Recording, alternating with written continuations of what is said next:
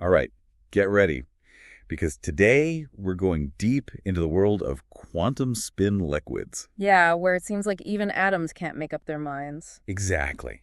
We've got some fascinating sources to guide us, and, well, they're all about this brand new state of matter. It's pretty mind-bending stuff. For sure. Imagine like a material where the tiny magnetic particles just won't settle down. Right. Even at absolute zero, they're in constant flux, like a microscopic dance party. I love that analogy. And these quantum spin liquids, they've been theoretical for so long. Oh, yeah. Just this cool idea. But this study from Nature Physics that we're looking at today, well, says scientists have actually found evidence for it. Yeah, it's kind of a big deal. I Yeah. mean, researchers have been after this for years, trying to prove these elusive states of matter actually exist. Okay, so how'd they finally crack it? The sources mentioned something called neutron scattering. Sounds intense. It is. They basically bombarded this material called pyrochlore cerium stannate Yeah. with neutrons at super low temperatures. Well, It's like taking a super-powered magnetic X-ray, okay. and then by analyzing how those neutrons scattered, they could kind of peek into the magnetic structure of the material. So what did this magnetic X-ray show? Well, they found these patterns, right? Mm-hmm. And they pointed to something really strange going on with the magnetic particles. Like what? It's like they were behaving like waves, almost like light, but inside the material itself. Hmm. And this wave-like behavior, well, it's one of the key signs of a quantum spin liquid. Okay, I'm starting to see why this is mind-bending, but before we go any further, can we back up a bit? You mentioned magnetic frustration earlier. Yeah. What does that even mean? Imagine like trying to arrange a bunch of magnets where each one wants to point in the opposite direction from its neighbors. Okay. You just can't make everyone happy. Right. And in materials like this pyrochlore, the atoms are arranged in a way that creates this frustration for their magnetic spins. So they're stuck in this endless dance because they can't figure out which way to point. Exactly.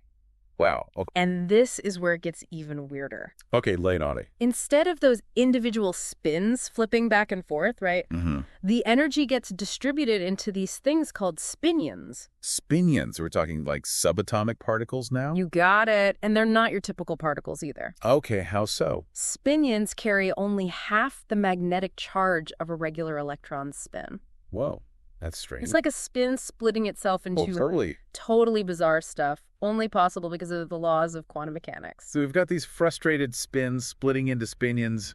What happens next? Do they just kind of zip around randomly? Well, that's where things connect to another fascinating area of physics, quantum electrodynamics. QED. Yeah, QED. Isn't that all about how light and matter interact? What does that have to do with our spinions? Well, it turns out that just like electrons interact by exchanging photons, particles of light, Right. these spinions in the quantum spin liquid, they interact by exchanging their own version of light-like particles. So there's like a whole subatomic light show happening inside this material. Exactly. But here's the catch. The light in this material, it's incredibly slow, way slower than the spinions themselves. Hold on, slower than the particles they're interacting with.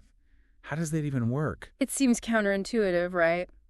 But this slow light, it leads to some truly unusual phenomena, Like what? things we normally only see in high-energy physics. Wow. It's like discovering a whole new universe of physics inside this tiny magnetic material. Okay, I am officially mind blown. Right. We've got magnetic frustration, spinions, and now slow motion light. Why should all of this matter to someone who isn't a physicist? Well, apart from just being incredibly cool, Yeah. understanding these quantum spin liquids could have some very real-world implications. Like what? Give me the good stuff. For one thing, they could totally change the game for quantum computing. Really? Imagine harnessing the power of these exotic states of matter to make calculations beyond anything we can do with normal computers. Now that's what I'm talking about. That's some serious potential right there. Yeah.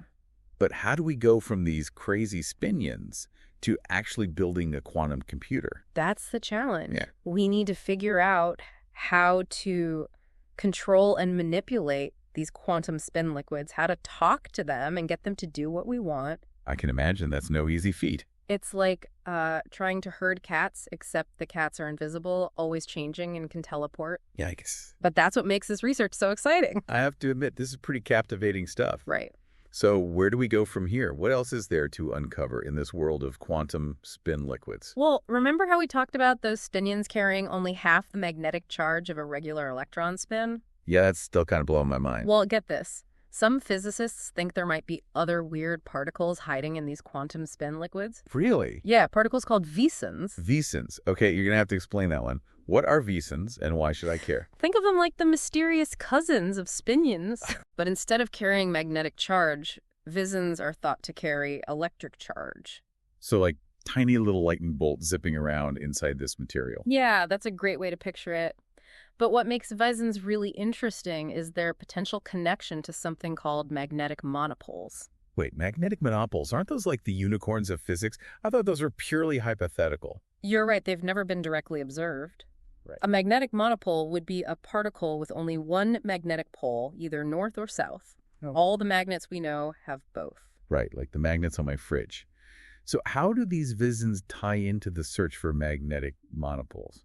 Well, some theories suggest that vesons might actually behave like magnetic monopoles, but only within the limited world of a quantum spin liquid. So it's like they're playing pretend magnetic monopoles in their tiny quantum playground. Exactly.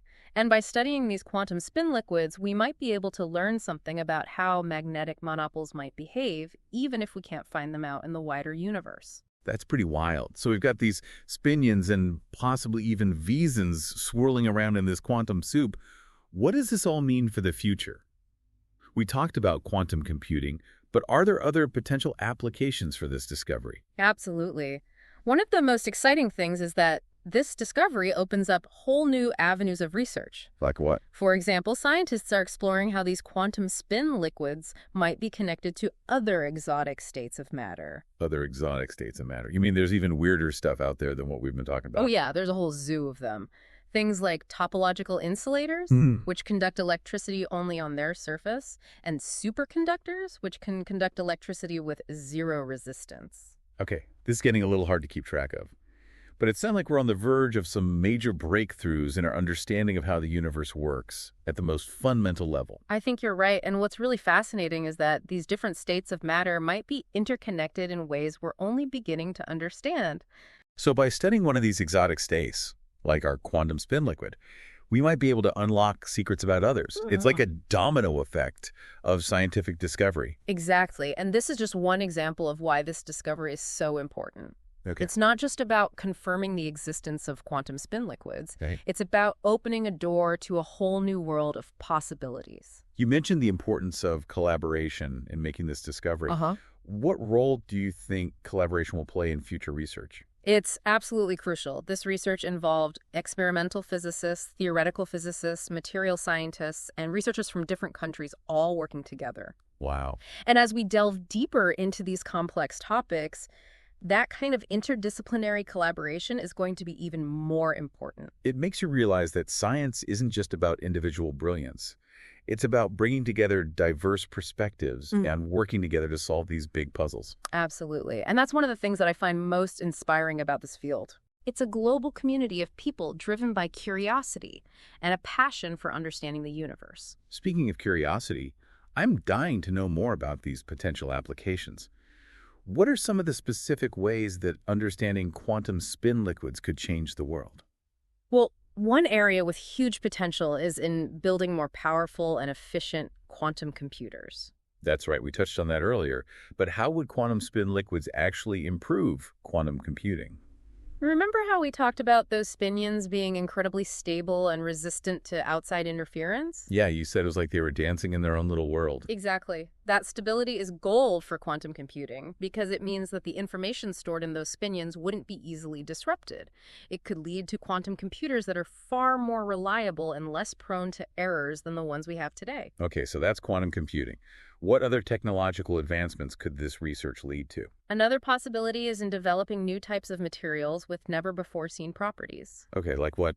Paint that picture for me. Imagine materials that can conduct electricity with zero resistance at room temperature, or materials that can store vast amounts of energy in a tiny space. The possibilities are really endless. Whoa, that sounds straight out of science fiction. But it makes sense. Right. If we can understand how to control these exotic states of matter, we could potentially engineer materials with properties that were once thought to be impossible. Exactly, and that's just the tip of the iceberg. Wow. We're still in the early stages of understanding these quantum spin liquids. Right. Who knows what other amazing applications we might discover in the years to come? It's amazing to think that something so strange and seemingly abstract could have such profound implications for our future. Yeah, it really makes you appreciate the power of basic research, you know? Absolutely. Sometimes the most groundbreaking discoveries come from pursuing these seemingly esoteric questions. Right. It's like, who would have thought that exploring the bizarre world of quantum spin liquids could lead to advancements in computing and materials science? Yeah, totally.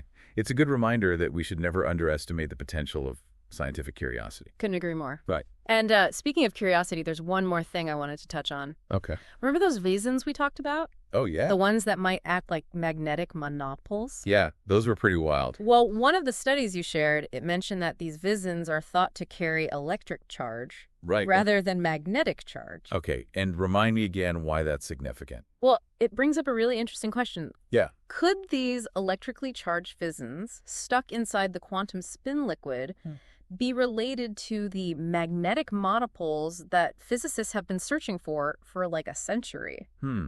So it's like these visins are giving us a sneak peek into how magnetic monopoles might behave, even though we haven't actually found one yet? Exactly. It's still a pretty speculative idea, but it's one of those possibilities that make this research so exciting. It's incredible to think that this one discovery has opened up so many new questions and avenues for exploration. Right. What a journey this has been. From magnetic frustration to fractionalized spinions, slow motion light, and the possibility of visins and magnetic monopoles, we've covered a lot of ground today. It's been a wild ride. It really has. And I think the biggest takeaway for me is this. Yeah. We've barely scratched the surface of the quantum world. Right? There's so much more out there to discover, and who knows what incredible breakthroughs are waiting for us. It's mind-blowing to think that something as seemingly abstract as a quantum spin liquid could hold the key to unlocking new technologies and fundamentally changing our understanding of the universe. I know, right? It's pretty amazing. It is. And that's what makes science so endlessly fascinating. There's always something new to learn, always another layer to peel back, always another mystery to unravel. Well said. I think we've given our listeners plenty to think about today. Yeah, hopefully. And who knows, maybe this deep dive will inspire someone out there to make the next big breakthrough in quantum physics. I'd love to see that. So to our listeners, keep questioning, keep exploring, and never stop being amazed by the wonders of the universe. Until next time, keep diving deep.